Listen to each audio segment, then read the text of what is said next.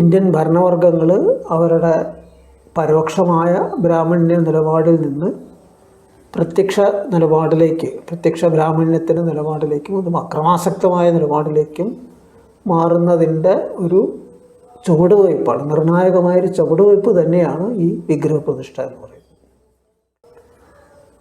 ആദിശങ്കരൻ സ്ഥാപിച്ച 4 മഠങ്ങളുടെ അധിപതികൾ, അവരെയും ശങ്കരാചാര്യന്മാരെന്നാണ് അറിയപ്പെടുന്നത്, അവർ 4 പേരും അവിടെ നടക്കാൻ പോകുന്ന വിഗ്രഹപ്രതിഷ്ഠയെ എതിർത്തിട്ടുണ്ട്.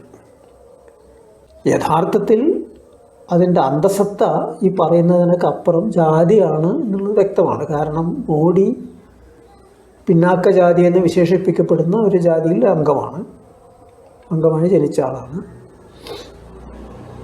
അപ്പോൾ ബ്രാഹ്മണരെയൊക്കെ മാറ്റി നിർത്തി ഇത്തരത്തിലുള്ളൊരു കാര്യം ഒരു പിന്നാക്ക ജാതിക്കാരൻ ചെയ്യുക എന്ന് പറയുന്നത് ഇവർക്ക് സവർണർക്ക് ബ്രാഹ്മണ അധിപതികൾക്ക് സഹിക്കാവുന്നൊരു കാര്യമല്ല. അതുകൊണ്ട് തന്നെ സംഘപരിവാർ എത്ര തന്നെ ഹിന്ദു ഐക്യത്തെക്കുറിച്ച് പ്രസംഗിച്ചാലും ജാതി എന്നുള്ള യാഥാർത്ഥ്യം ഇവിടെ നിൽക്കുന്നത് കൊണ്ട് തന്നെ അത് ഉള്ളിൽ നിന്ന് പുറത്ത് വന്നേ പറ്റും. അപ്പോൾ ഇവിടെ നമ്മൾ ഒരു വേർതിരിവ് കാണും. പൊതു എന്ന് പറയുന്നതിനെ 2 രീതിയിൽ നോക്കിക്കാണുന്ന, 2 രീതിയിൽ അതിന് വേണ്ടി അവകാശം ഉന്നയിക്കുന്നതാണ് നമ്മൾ കാണുന്നത്. ഒന്ന്, മനുഷ്യരായതുകൊണ്ട് എല്ലാ മനുഷ്യർക്കും ഒരേപോലുള്ള അവകാശങ്ങൾ ഉണ്ടാകണമെന്നൊരു ആധുനിക ആശയം മുന്നോട്ട് കൊണ്ടുവരുന്നു, യഥാർത്ഥ ജനാധിപത്യത്തിൻ്റെ ആശയം മുന്നോട്ട് കൊണ്ടുവരുന്നു. മറ്റൊന്ന്, ചില ആൾക്കാർക്ക് വേണ്ടി മാത്രമായിട്ട് ഉദ്യോഗങ്ങളും മറ്റൊക്കെ സംവരണം ചെയ്ത് വച്ചിരിക്കുന്നൊരവസ്ഥ അവസാനിപ്പിച്ച് തദ്ദേശീയർക്ക് കൂടി അതിൽ സ്ഥാനം കിട്ടണമെന്ന് പറഞ്ഞ് ഫലത്തിൽ അത് തദ്ദേശീയരെന്ന് പറയുന്നത് ചില ജാതികളിൽ മാത്രമായിട്ട് ഒതുങ്ങുകയും ചെയ്യും. ആ പൊതു എന്ന് പറയുന്നത് ചില ജാതികളിൽ ഒതുങ്ങി നിൽക്കുന്നൊരു പൊതുവാണ്, അതിനപ്പുറം പോകുന്നില്ല. സവർണ ജാതികളിൽ ഒതുങ്ങി നിൽക്കുന്നൊരു പൊതുവാണ്. അപ്പോൾ ഈ 2 തരത്തിലുള്ള പൊതു എന്ന് പറയുന്നത് അതിൽ മാത്രമല്ല മറ്റെല്ലാ കാര്യങ്ങളും ആ കാലഘട്ടത്തിൽ മുതൽ നമുക്ക് കാണാൻ കഴിയും. മലയാളി മെമ്മോറിയൽ, അതിൻ്റെ ഹർജി, അത് തയ്യാറാക്കിയ രീതി, അതിനുവേണ്ടി നടത്തിയ പ്രചരണം എന്നാണ് പറഞ്ഞാൽ അപ്പോഴും അത് യഥാർത്ഥത്തിൽ അന്നത്തെ സാഹചര്യത്തിൽ ഒരു പുതുമയാണത്, ഒരു പുരോഗമനപരമായൊരു ചുവടുവയ്പ്പാണ്. അതിൻ്റെ ഉള്ളടക്കം പിന്തിരിപ്പനായിരിക്കുമ്പോൾ തന്നെ അതുണ്ടാക്കുന്ന ചലനം അനുകൂലമായിട്ടുള്ള പുരോഗമനപരമായൊരു ചലനമാണ്. അതിൻ്റെ തൊട്ട് കഴിഞ്ഞിട്ടാണ് 1896 ഈഴവ മെമ്മോറിയൽ വരുന്നത്.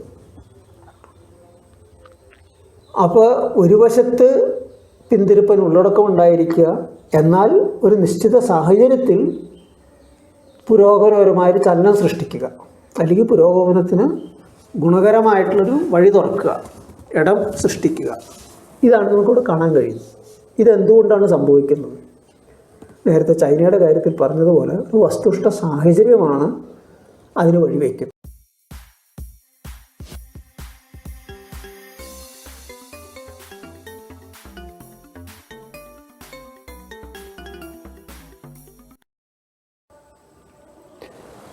സുഹൃത്തുക്കളെ,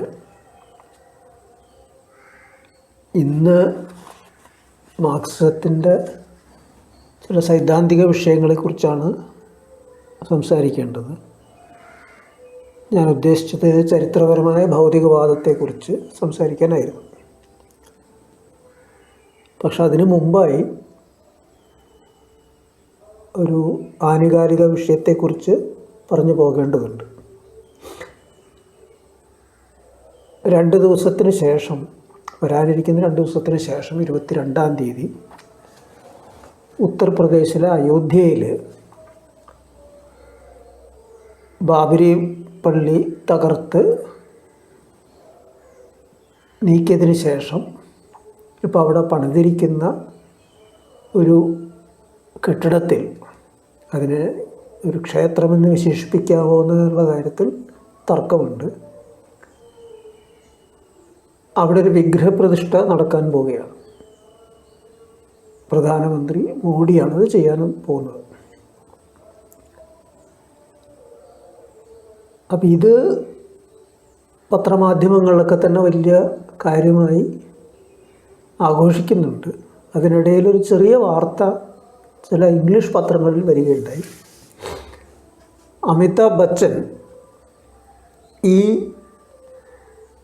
പണിതിരിക്കുന്ന കെട്ടിടത്തിൻ്റെ കുറച്ച് മാറി സരയൂ നദീ തീരത്ത് ലോധ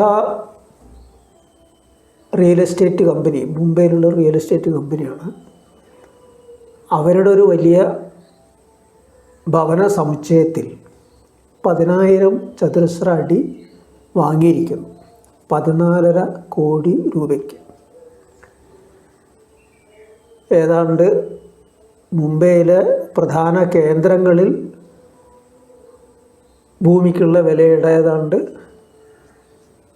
1/4 വരും ഈ വില, 25% വരും ഈ വില. അതിൻ്റെ പ്രാന്തപ്രദേശങ്ങളിൽ ഇന്നത്തെ വിലയേക്കാൾ കവിഞ്ഞു നിൽക്കുന്ന വിലയുമാണ്. അപ്പോൾ ഇത്രയും വില കൊടുത്തിട്ടാണ് അമിതാഭ് ബച്ചൻ അത് വാങ്ങിയിരിക്കുന്നത്.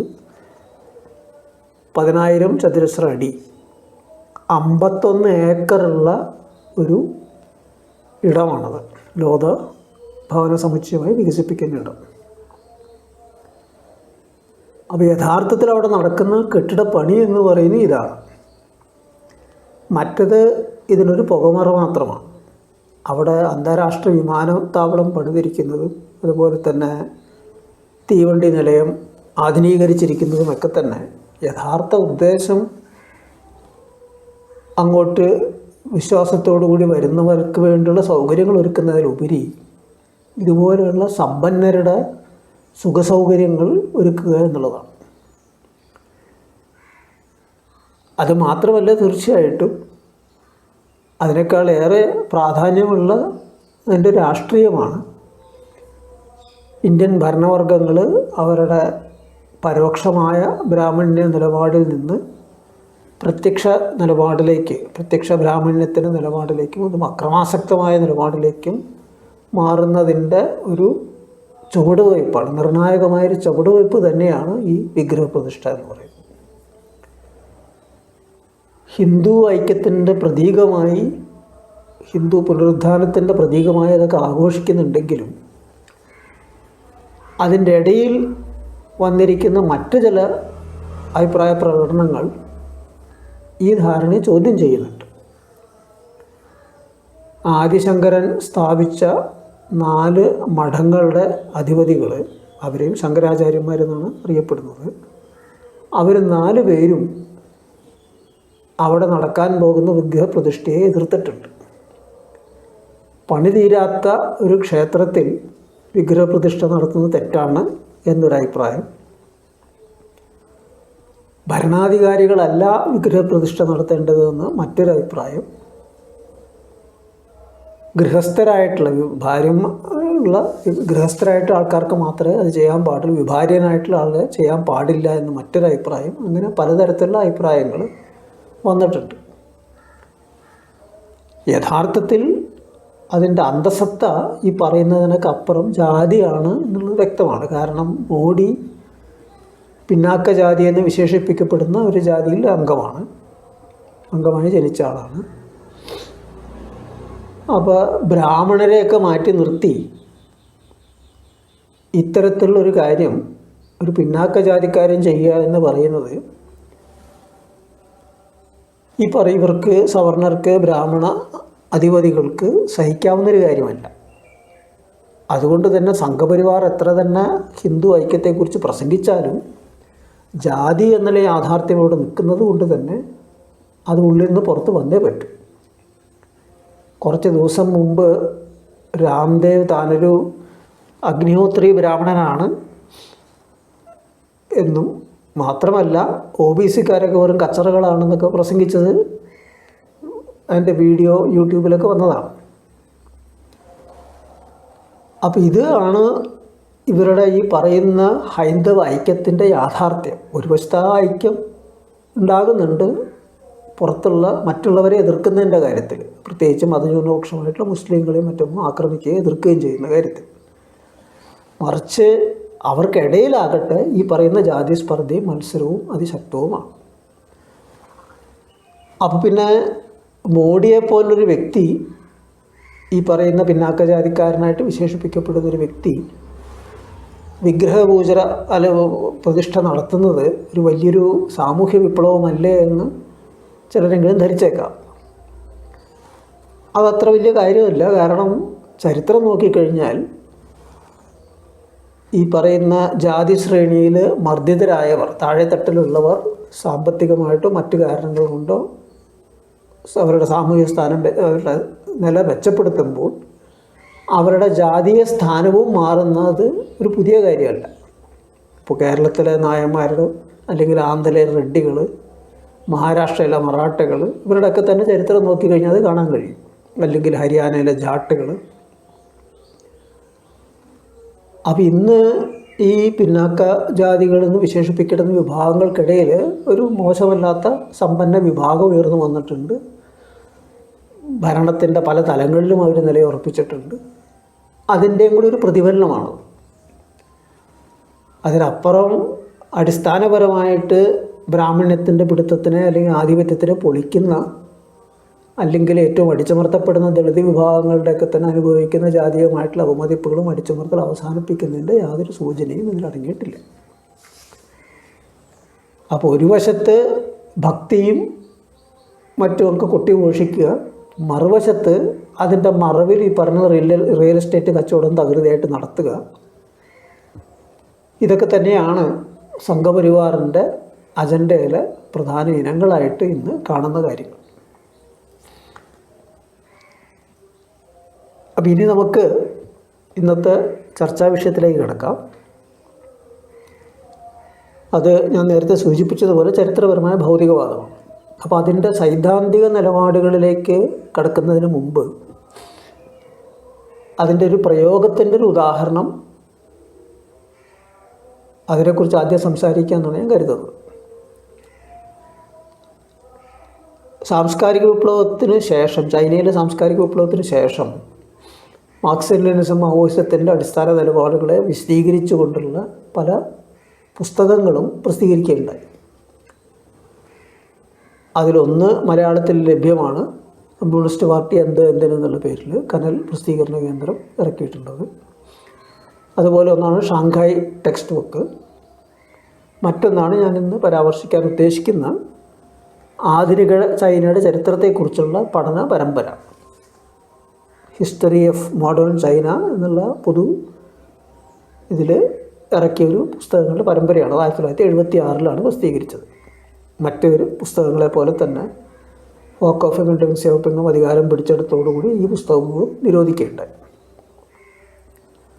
കറുപ്പ് യുദ്ധം, തായ്പിങ് കലാപം, ഈഹോത്വാൻ പ്രസ്ഥാനം, 1911 സന്യാസിൻ നയിച്ച വിപ്ലവം, ഇങ്ങനെ 19-ാം നൂറ്റാണ്ടിൽ മുതൽ ചൈനയിൽ നടന്നിട്ടുള്ള വിവിധ കലാപങ്ങളുടെയും ജനകീയ മുന്നേറ്റങ്ങളുടെയും 20-ാം നൂറ്റാണ്ട് വരെ നീണ്ടുനിന്ന അതായത് കമ്മ്യൂണിസ്റ്റ് നേതൃത്വത്തിലുള്ള പാർട്ടിയുടെ നേതൃത്വത്തിലുള്ള പുത്തൻ ജനാധിപത്യ വിപ്ലവത്തിൻ്റെ ആരംഭത്തിന് മുമ്പ് നടന്ന വിവിധ ജനാധിപത്യ പ്രക്ഷോഭങ്ങളെക്കുറിച്ചും പ്രസ്ഥാനങ്ങളെക്കുറിച്ചും സായുധ കലാപങ്ങളെക്കുറിച്ചുമൊക്കെയുള്ള വിവരണമാണ് ഈ പഠന പരമ്പരയിലുള്ളത്. ആ കൂട്ടത്തിലുള്ള ഒന്നാണ് 1898 പരിഷ്കരണ പ്രസ്ഥാനത്തെക്കുറിച്ചുള്ള പഠനം. അപ്പം ഇത് പ്രത്യേകമായിട്ട് എടുത്ത് പറയേണ്ട ഒരു കാര്യമുണ്ട്. കാരണം ഈ പരിഷ്കരണ പ്രസ്ഥാനത്തിന് നേതൃത്വം കൊടുത്തവർ നാടിവാഴി വർഗത്തിലെ ബുദ്ധിജീവികളും രാജാധികാരത്തിലെ ചില ഉദ്യോഗസ്ഥരുമായിരുന്നു. എന്ന് പറയുമ്പോൾ ഭരണവർഗത്തിൻ്റെ തന്നെ ഭാഗമായിട്ടുള്ള, അതിൽ അംഗങ്ങളായിട്ടുള്ള ആൾക്കാർക്കാണ് ഈ പരിഷ്കരണ പ്രസ്ഥാനത്തിന് നേതൃത്വം കൊടുത്തത്. അവരുടെ അടിസ്ഥാന നിലപാടുകളെക്കുറിച്ച് ആ പുസ്തകം പറയുന്നത്, ഒന്ന് കൺഫ്യൂഷ്യസിൻ്റെ ആശയശാസ്ത്ര നിലപാടുകൾ, 2 രാജാധികാരം. ഈ 2 കാര്യങ്ങളും കാത്തുരക്ഷിക്കണമെന്നുള്ള നിലപാട് നിന്നിട്ടാണ് അവർ ഈ പരിഷ്കരണ പ്രശ്നങ്ങൾ ഉന്നയിക്കുന്നത്.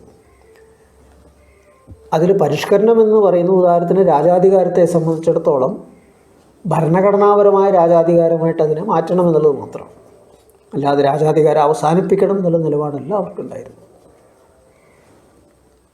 മാത്രമല്ല ഈ പ്രസ്ഥാനത്തിൻ്റെ ഇത്തരം പരിഷ്കരണങ്ങളുടെ ഉദ്ദേശം എന്ന് പറയുന്നത് ബഹുജന കലാപങ്ങളെ തടയുക എന്നുള്ളതാണ്. ബഹുജനങ്ങളുടെ അസംതൃപ്തി കണക്കിലെടുത്ത് അതിന് ചില മാറ്റങ്ങളൊക്കെ വരുത്തി ചില പരിഹാരങ്ങളൊക്കെ ചെയ്ത് അങ്ങനെ കലാപങ്ങൾ ഉണ്ടാകാനുള്ള സാധ്യത ഒഴിവാക്കുക എന്നുള്ളതാണ് എന്നവർ വ്യക്തമാക്കിയിട്ടുണ്ട്. എന്ന് പറയുമ്പോൾ ഒരു പിന്തിരിപ്പൻ ഉള്ളടക്കമുള്ള ഒരു പരിഷ്കരണങ്ങൾക്ക് വേണ്ടിയിട്ടാണ് അവർ നിലകൊണ്ടത്. അതായിരുന്നു പരിഷ്കരണ പ്രസ്ഥാനത്തിൻ്റെ അന്തസത്ത.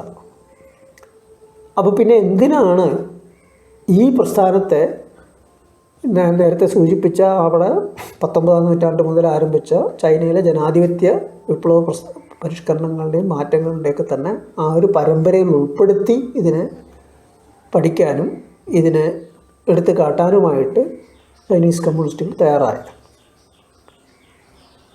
ഈ പരിഷ്കരണ പ്രസ്ഥാനത്തിന് നേതൃത്വം കൊടുത്തവർ ഞാൻ നേരത്തെ പറഞ്ഞ പോലെ ഭരണവർഗങ്ങളിൽ തന്നെ ഭാഗമായിരുന്നെങ്കിലും പരിഷ്കരണത്തിന് വേണ്ടി ഒരു ശ്രമം നടത്തുക എന്നുള്ളത് തന്നെ അന്നത്തെ നാടുവാഴുത്ത സമൂഹത്തിൽ ചില വിള്ളലുകൾ ഉണ്ടാക്കി, ചില ചലനങ്ങൾ ഉണ്ടാക്കി. ആ പ്രസ്ഥാനത്തെ പിന്നീട് അടിച്ചമർത്തി കടുത്ത യാഥാസ്ഥിതികർ വീണ്ടും അധികാരം പൂർണ്ണമായിട്ടും കൈകളിൽ ഉറപ്പിച്ചു എന്നതൊക്കെ ശരിയാണെങ്കിലും ഈ പ്രസ്ഥാനമുണ്ടാക്കിയ ചലനം ആശയതലത്തിൽ, ആശയമണ്ഡലത്തിലുണ്ടാക്കിയ ചലനം അത് അവശേഷിച്ചു. അത് അവശേഷിക്കുക മാത്രമല്ല, പിൽക്കാലത്ത് സന്യാസൻ്റെ ഒക്കെ തന്നെ പ്രസ്ഥാനത്തേക്ക് ആൾക്കാരെ ആകർഷിക്കുന്നതിലും മറ്റൊക്കെ തന്നെ ഒരു കളമൊരുക്കുന്നതിൽ അതൊരു പങ്ക് വഹിക്കുകയും ചെയ്തു. അതുകൊണ്ടാണ് ഈ പറയുന്ന ജനാധിപത്യവൽക്കരണത്തിൻ്റെ ആ പ്രക്രിയയിൽ, ചൈനയിലെ ജനാധിപത്യവൽക്കരണ പ്രക്രിയയിൽ ഭാഗമായിട്ട് അതിനെ ചിത്രീകരിക്കുകയും അതിൻ്റെ പിന്തിരിപ്പൻ വർഗ ഉള്ളടക്കത്തിനെ മറച്ചു വയ്ക്കാതെ തന്നെ അത് കൃത്യമായിട്ട് അതേ രീതിയിൽ വിലയിരുത്തിക്കൊണ്ട് തന്നെ അതിനെ ആ പ്രക്രിയയിൽ സ്ഥാനപ്പെടുത്തുകയും ചെയ്തു. അപ്പോൾ ചരിത്രത്തിൽ ഇവരാഗ്രഹിച്ചത്, അതിന് നേതൃത്വം കൊടുത്തവർ ആഗ്രഹിച്ചത് ഒന്നാണെങ്കിലും സംഭവിക്കുന്നത് മറ്റൊന്നാണ്. അവരൊരർത്ഥത്തിലും സന്യാസിനും മറ്റൊക്കെ മുന്നോട്ട് വെച്ച രാജാധികാരത്തെ തന്നെ അവസാനിപ്പിച്ചുകൊണ്ടുള്ളൊരു ജനാധിപത്യ വിപ്ലവമല്ല അവർ സങ്കല്പിച്ചത്. അങ്ങനെയൊന്നും അവരുടെ മുമ്പിൽ വന്നിരുന്ന ശക്തമായിട്ട് അവരത് എതിർക്കുമായിരുന്നു. അവരുടെ നിലപാട് വെച്ച് നോക്കുമ്പോൾ അത് വ്യക്തമാണ്. പക്ഷെ അവരാഗ്രഹിക്കാത്തതാണ് അവിടെ സംഭവിക്കുന്നത്. തങ്ങളുടെ ഈ പരിഷ്കരണ പ്രസ്ഥാനം രാജാധികാരത്തെ സംരക്ഷിക്കാൻ വേണ്ടി എന്നാണ് ഉദ്ദേശിച്ചാണ് ചെയ്തതെങ്കിൽ ഫലത്തിൽ അത് അതിനെ ഇല്ലാതാക്കുന്നൊരു പ്രക്രിയയ്ക്ക് വളം വയ്ക്കുകയാണ് ചെയ്യുന്നത്.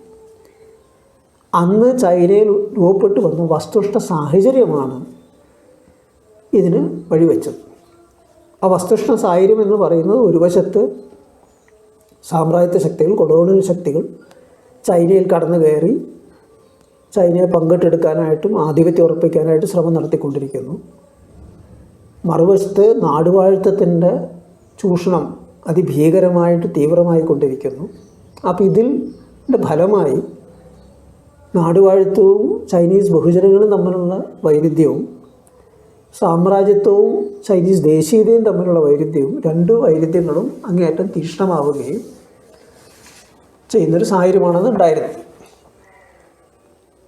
അതിൻ്റെ ഒരു പ്രതിഫലനം കൂടിയായിരുന്നു ഒരു വശത്ത് ഈ പരിഷ്കരണ പ്രസ്ഥാനം, കാരണം ഈ വൈരുദ്ധ്യങ്ങൾ എങ്ങനെയെങ്കിലും മയപ്പെടുത്തണമെന്നുള്ളൊരു ആഗ്രഹത്തിന് ഉടലെടുക്കുന്നതെന്ന്, മറുവശത്ത് അവരാഗ്രഹിച്ചതിന് വിപരീത ഫലമുണ്ടായത്. അപ്പോൾ എങ്ങനെയാണ് ചരിത്രത്തെ പഠിക്കേണ്ടത് എന്നതിന് ഒരു ദിശ കൂടി ഈ ഒരു പഠനം നൽകുന്നുണ്ട്. ഒരു കാര്യത്തിൻ്റെ വർഗ ഉള്ളടക്കം വിലയിരുത്തുമ്പോൾ തന്നെ, അതിൻ്റെ വർഗ അന്തസത്ത എന്താണെന്ന് മനസ്സിലാക്കുമ്പോൾ തന്നെ ആ നിശ്ചിത കാലഘട്ടത്തിൽ, ആ ചരിത്ര സന്ദർഭത്തിൽ അത് വഹിച്ച പങ്കെന്താണ്, അതിൽ പങ്കാളികളായിട്ടുള്ള അതിന് നേതൃത്വം കൊടുത്ത ആൾക്കാരുടെ ആത്മനിഷ്ഠ ആഗ്രഹങ്ങൾക്കും ഉദ്ദേശ ലക്ഷ്യങ്ങൾക്കും അപ്പുറം അത് സൃഷ്ടിച്ച വസ്തുനിഷ്ഠമായ ചലനം എന്താണ് എന്ന് വിലയിരുത്തുക തന്നെയാണ് നമ്മൾ ചെയ്യേണ്ടത്. അപ്പോഴാണ് മാർക്സിസത്തിൻ്റെ ചരിത്ര വീക്ഷണത്തിന് ഫലപ്രദമായിട്ട് നമുക്ക് പ്രയോഗിക്കാൻ കഴിയും. ഇത് ചൈനയുടെ ഉദാഹരണമാണ്. ഇതേപോലെ തന്നെ ഉദാഹരണം അനുഭവങ്ങൾ ലോകത്തിൻ്റെ മറ്റെല്ലാ രാജ്യങ്ങളിലും ഉണ്ടായിട്ടുണ്ട്. ഇപ്പോൾ നമ്മുടെ കേരളത്തിൽ തന്നെ നോക്കുകയാണെങ്കിൽ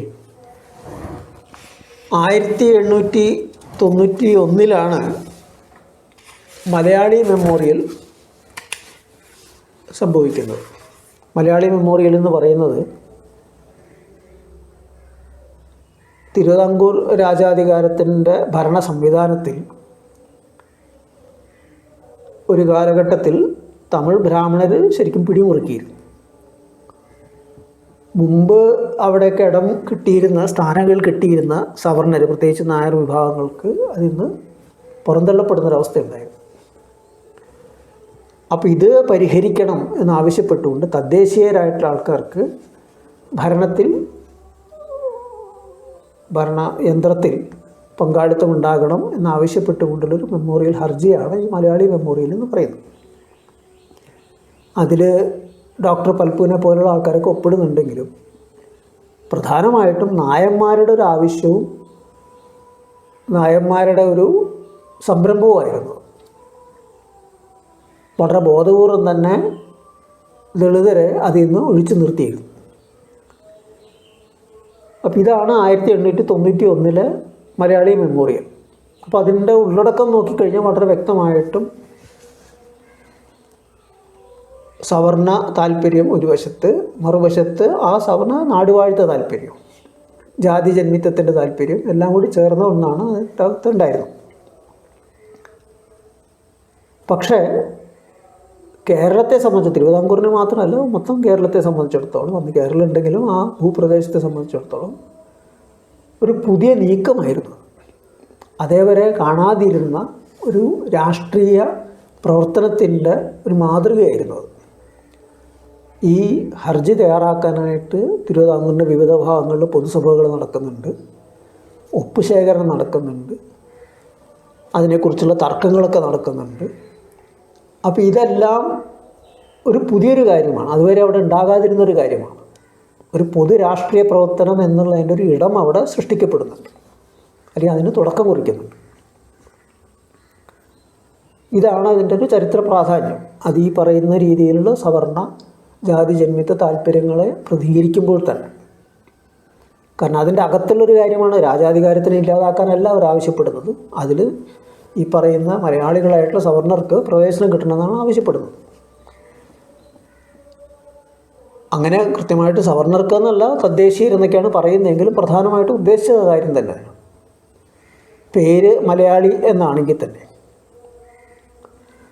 അപ്പോൾ ഇവിടെ ശ്രദ്ധിക്കേണ്ട ഒരു കാര്യമുണ്ട്. ഈ പൊതു ആയിട്ടുള്ള സാഹചര്യം ഒരുക്കുന്നു എന്നൊക്കെ പറയുമ്പോൾ തന്നെ, ഒരു പൊതുപ്രവർത്തനത്തിൻ്റെ തുടക്കം കുറിക്കുന്നു എന്നൊക്കെ പറയുമ്പോൾ തന്നെ, ആ പൊതുപ്രവർത്തനത്തിൻ്റെ സ്വഭാവം എന്തായിരുന്നു? ഇത് നടക്കുന്നത് 1891. 1893 അയ്യങ്കാളിയുടെ വില്ലുവണ്ടി യാത്ര നടക്കുന്നത്. വഴികൾ പൊതുവഴികളായി സഞ്ചാരത്തിനുള്ള അവകാശം സ്ഥാപിച്ചെടുക്കാൻ വേണ്ടിയിട്ടുള്ള സമരമായിരുന്നല്ലോ. അപ്പോൾ 1893 ആ സമരം നടക്കുന്നതിന് മുമ്പ് തന്നെ, ഈ മെമ്മോറിയലൊക്കെ തയ്യാറാക്കുന്ന കാലഘട്ടം ആകുമ്പോൾ തന്നെ, അതിനു മുമ്പ് ചാന്നാർ കലാപങ്ങൾ നടന്നിട്ടുണ്ട്.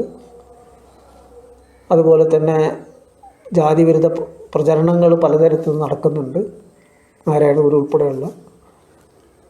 അപ്പോൾ അങ്ങനെ ഒരു അന്തരീക്ഷത്തിൽ ദളിതർക്കിടയിലും ഈ പറയുന്നൊരു ഉണർവും രാഷ്ട്രീയ സാന്നിധ്യം ഉറപ്പിക്കാനായിട്ടുള്ള ത്വരയുമൊക്കെ തന്നെ വളർന്നു വന്നു കഴിഞ്ഞിട്ടുണ്ട്.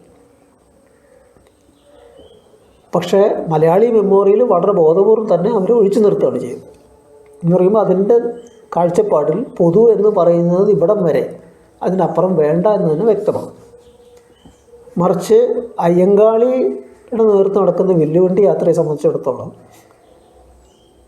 അത് ആ രീതിയിലല്ല വിഷയത്തെ നോക്കിക്കണ്ടിരുന്നത്. നേരെ മറിച്ച് മർദ്ദിതരായവർക്കും മനുഷ്യരായതുകൊണ്ട് വഴി നടക്കാനായിട്ടുള്ള അവകാശം ഉണ്ടായിരിക്കണം, അത് തടയാൻ ആർക്കും അവകാശമില്ല, അത് സ്ഥാപിച്ചെടുക്കാൻ വേണ്ടിയിട്ടുള്ള പോരാട്ടമായിരുന്നു. അപ്പോൾ അവിടെ പൊതു എന്ന് പറയുന്നത് തീർത്തും വ്യത്യസ്തമായൊരു പൊതുവാണ്, യഥാർത്ഥത്തിൽ പൊതുവായൊരു കാര്യമാണ്. അപ്പോൾ ഇവിടെ നമ്മൾ ഒരു വേർതിരിവ് കാണും. പൊതു എന്ന് പറയുന്നതിനെ രണ്ട് രീതിയിൽ നോക്കിക്കാണുന്ന, രണ്ട് രീതിയിൽ അതിന് വേണ്ടി അവകാശം ഉന്നയിക്കുന്നതാണ് നമ്മൾ കാണുന്നത്. ഒന്ന്, മനുഷ്യരായതുകൊണ്ട് എല്ലാ മനുഷ്യർക്കും ഒരേപോലെയുള്ള അവകാശങ്ങൾ ഉണ്ടാകണമെന്നൊരു ആധുനിക ആശയം മുന്നോട്ട് കൊണ്ടുവരുന്നു, യഥാർത്ഥ ജനാധിപത്യത്തിൻ്റെ ആശയം മുന്നോട്ട് കൊണ്ടുവരുന്നു. മറ്റൊന്ന്, ചില ആൾക്കാർക്ക് വേണ്ടി മാത്രമായിട്ട് ഉദ്യോഗങ്ങളും മറ്റൊക്കെ സംവരണം ചെയ്ത് വച്ചിരിക്കുന്നൊരവസ്ഥ അവസാനിപ്പിച്ച് തദ്ദേശീയർക്ക് കൂടി അതിൽ സ്ഥാനം കിട്ടണമെന്ന് പറഞ്ഞ് ഫലത്തിൽ അത് തദ്ദേശീയരെന്ന് പറയുന്നത് ചില ജാതികളിൽ മാത്രമായിട്ട് ഒതുങ്ങുകയും ചെയ്യും. ആ പൊതു എന്ന് പറയുന്നത് ചില ജാതികളിൽ ഒതുങ്ങി നിൽക്കുന്നൊരു പൊതുവാണ്, അതിനപ്പുറം പോകുന്നില്ല. സവർണ ജാതികളിൽ ഒതുങ്ങി നിൽക്കുന്നൊരു പൊതുവാണ്.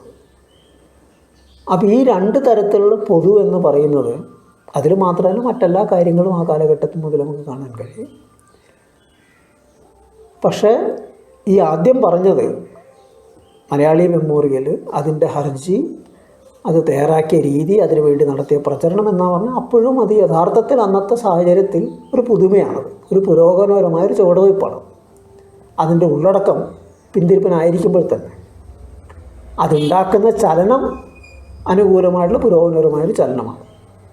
അതിൻ്റെ തൊട്ട് കഴിഞ്ഞിട്ടാണ് 1896 ഈഴവ മെമ്മോറിയൽ വരുന്നത്.